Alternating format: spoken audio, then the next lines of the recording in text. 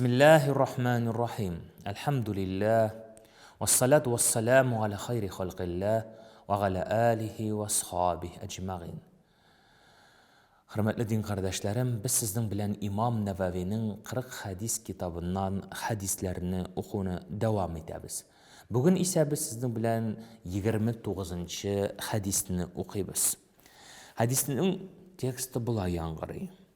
عن مغاز بن جبل رضي الله عنه قال قلت يا رسول الله أخبرني بغمل يدخلوني الجنة ويباغدوني عن النار قال لقد سألت عن غزيم فإنه ليسير على من يسره الله تعالى عليه تعبد الله ولا تشرك به شيئا وتقيم الصلاة وتؤتي الزكاة وتصوم رمضان وتحج البيت ثم قال ألا أدلك على أبواب الخير الصوم الجنة والصداقة تطفئ الخطيئة كما يطفئ ماء النار والصلاة رجل في جوف الليل ثم تلا تتجافى جنوبهم عن المضاجع حتى بلغ يعملون ثم قال ألا أخبرك برأس الأمر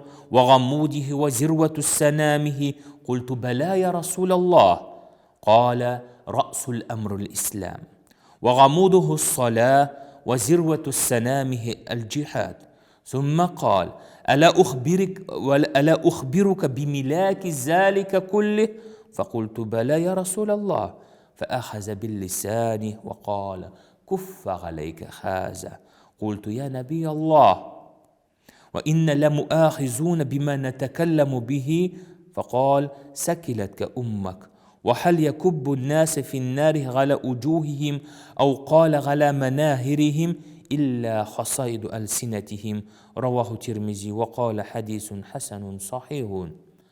Bu hadisni Muğaz ibn Cebel radıyallahu anh'ı peygamberimizden rivayet ete. Hem ayta Ya Resulallah, sen meni cennetke kirte turgan, hem cehennemden yıragayta turgan gamel hakkında haber etçi dip soragan. Şunda Peygamberimiz sallallahu aleyhi ve sellem aytgan, sen bik ulu aybir hakkında sıradın, lakin ol bik jingil kimge Allah Teala anı jingil ayta. Hem sanap öte Allah Teala bir Allah Teala'ga gina ibadat kıl, hem ana şirk getirme, namaz oku, zekatını tule, Ramazan ayında urazat et, hem haş kıl dedi. Sonundan aytdı Peygamberimiz sallallahu aleyhi ve sellem, sana haber vereyim mi? Başka izgi ameller hakkında dedi de sanap öttü. Nefil urazaları ol günahlardan kalkan bulup dura. Sadaka ise günahlarını sürte. Nişik ittirip su utunu sündürgen kibik sadaka da günahlarını sürte yokka шығара. Hem de indi kişinin tüngü namazları alar barsı da izgilik dip okup jiberdi ayetini tetecafe cunubuhum yani şuşu kişiler namazlarında тұрып tüngü namazlar okurlar dip tüngü teheccüd namazının üstünlüğü hakkında okudu ayet. Sonundan Peygamberimiz sallallahu aleyhi ve sellem aytdı, sana haber vereyim mi mühim aybirler hakkında dedi. Hem sanab öttü. En mühimi bütün aybirinin aldından turuşu aybir ol İslam. Hem anın tiregi namaz, anın jimişi ol nefsin bilen küreşu dedi.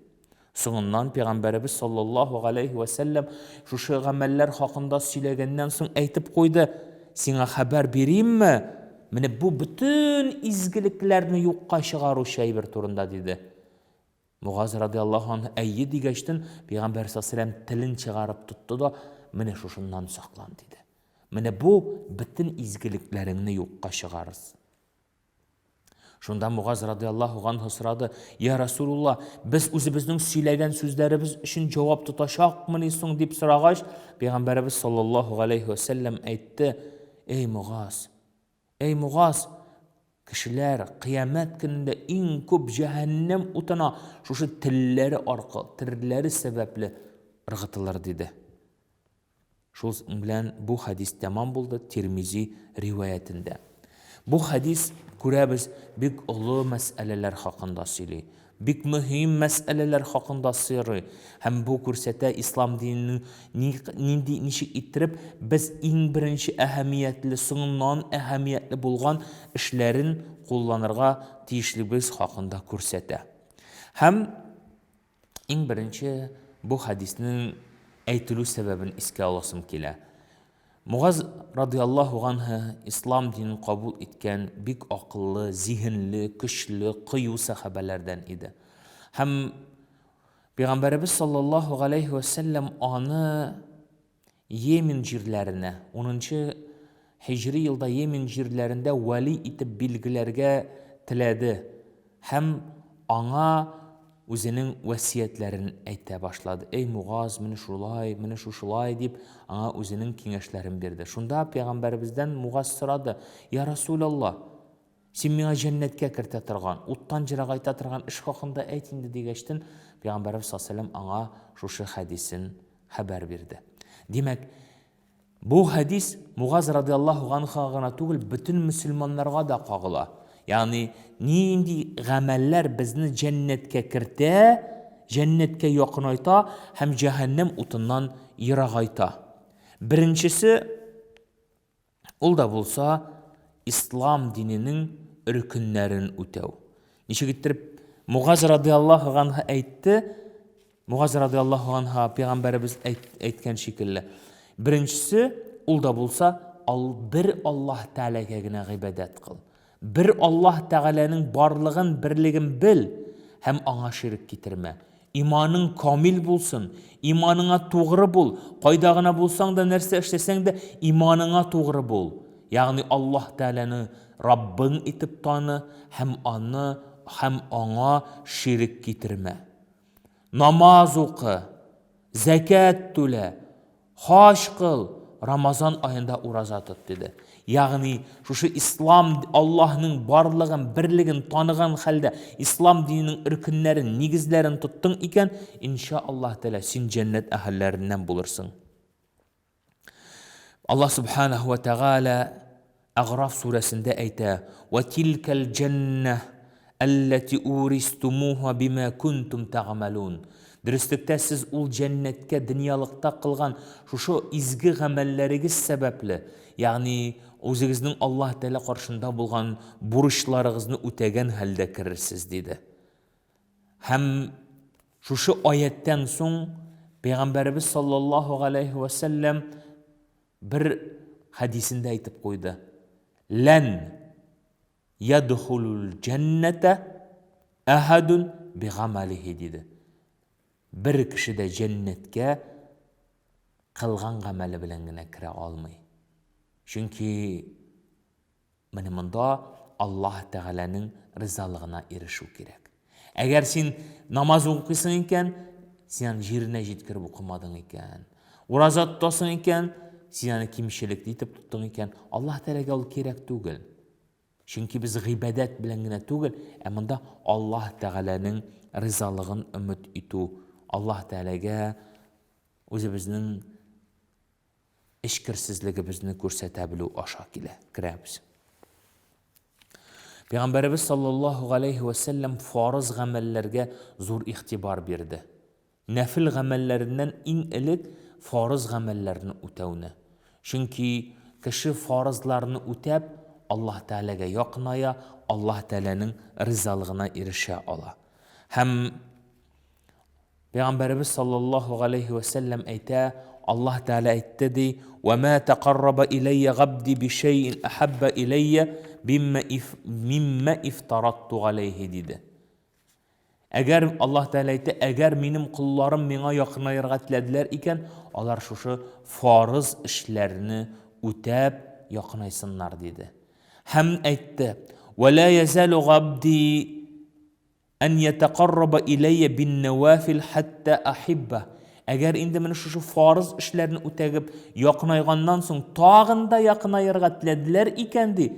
Ягъни алар нәфил гыйбадәтләрен, өстәмә гыйбадәтләрне, фарызлардан тыш өстәмә гыйбадәтләрне үтәп якынлайсыннар. Һәм санап үтте. Шушы әбвабул хайр, изге гамәлләр, нәфил гыйбадәтләре турында. Һәм әйтте беренчесе ас-саумул джунна диде. Ягъни изге гамәлләр шушы фарыз гыйбадәтләреннән соң ул нәфил гыйбадәтләр, ул өстәмә уразалар. Һәм өстәмә ураза ул кешене бизи, кешене матурайта, һәм дә инде йөзенә нур сала. Шул сәбәпле кеше йөзе һәм тәне, жаны җәһәннәм утыннан пак була. Чөнки Пәйгамбәрбез саллаллаһу алейһи ва сәллям әйтте, намаз, өстәмә уразалар, алар җәһәннәм утыннан калкан булып тора диде. Һәм икенче изгелекне искә алды, ул ас-садака тутфиул хати'a кама ютфиу ма'у нара диде. Ягъни нәфил садакалары, алар кешенең гөнаһларын шулай иттереп сөртәләр, юалар, юкка чыгаралар, ничек иттереп су утны сүндергән кебек, хаталарны да, гөнаһларны да садакалар юа. Һәм икенче бер хадистә Пәйгамбәрбез саллаллаһу алейһи ва сәллям әйтә: "Инна садакату тутфиул гадабу рабби ва тадфагу майтата су'a." Ягъни Пәйгамбәрбез саллаллаһу алейһи ва сәллям әйтте, дөрестлектә садака ул Аллаһ Тәгаләнең ачуыннан ерагайта. Һәм дә инде ул мәетләр өчен дуа булып бара диде. Бездә һәр пәнҗешәмбе көнне кич белән, ягъни җомга көн кичендә садакалар бирәләр. Ягъни садака бирү гадәтләре бар. Дуа кылабыз мәетләр өчен. Алар барсы да безнең менә шушы хадисләр аша килгән. Һәм өченче изге эш хадистә искә алынган фарыз гыйбадәтләреннән соң ул да булса төнге намазлар, тахаҗҗуд намазлары. Тахаҗжуд намазы мөһим гыйбадәт.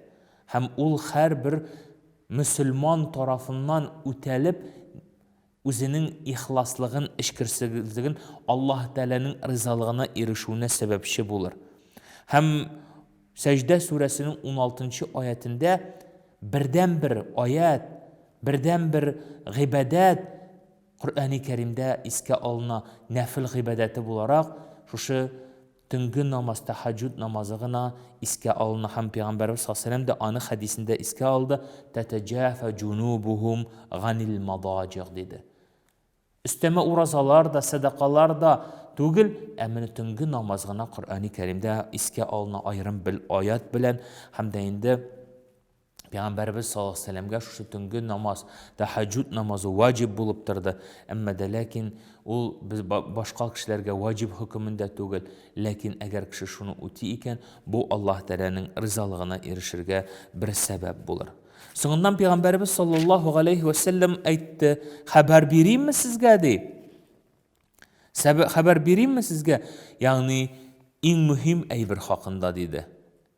Иң мөһим раъсул әмр ул ислам диде. Ислам ул 5 нигездән тора. Ла илаһа иллаллаһ Мухаммад Расулуллаһ, һәм дә намаз уку, ураза тоту, закат, хаҗ кылу. Менә булар иң мөһим. Менә шушы ислам диненең иң мөһим нигезләре. Һәм бу мәсьәләләрдә без игътибарлы булабыз.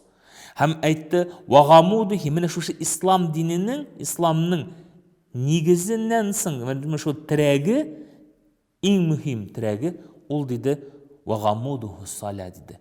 Ягъни иң мөһим терәге ул намаз. Кем намазын торгызса, динен торгызган кебек булыр. Кем намазын калдырса, динен җимергән кебек булыр. Иң беренче кыямәт көндә сыралачак әйбер дә ул намаз булыр. Шуның өчен Пәйгамбәр саллаллаһу алейһи ва сәллям аны диннең терәге дип әйтте. Һәм зирватус санамихи, менә шушы ислам диненең җимеше, аның нәтиҗәсе ул да булса синең үзеңнең нәфесең белән, үзеңнең шайтаның белән, үзеңнең эчке хисләрең белән ул көрәшүдер диде. Һәм менә беләбез, менә шушы ул җихад була. Үзеңнең нәфесеңне җиңү, үзеңнең теләкләреңә хуҗа була белү, йөгәнни алу ул иң зур булып тора.